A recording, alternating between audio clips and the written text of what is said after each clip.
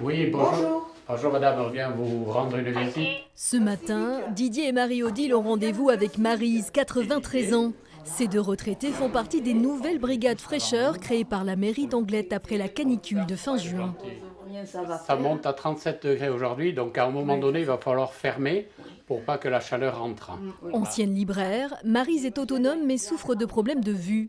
Les fortes températures l'obligent à vivre dans la pénombre, ce qui complique son quotidien.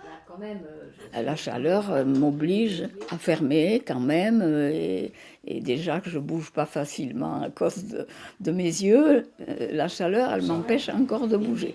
La brigade fraîcheur intervient à la demande et reste environ 1 heure. Ils sont là pour s'assurer que tout va bien. Rappeler des gestes simples comme on a fait, mais cette dame le faisait, de savoir ouvrir le matin son appartement ou sa maison de façon à ce que la fraîcheur puisse rentrer et des gestes simples, les inciter à boire. Comme Didier et Marie-Odile, une vingtaine de bénévoles font partie des brigades fraîcheur Angloy. Un yaourt à la place d'un verre d'eau, ça marche aussi très très bien.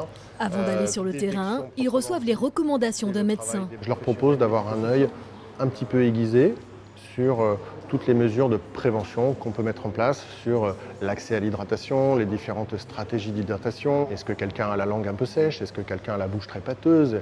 Est-ce qu'il a la peau qui est plissée? Mais ce sont des choses très simples.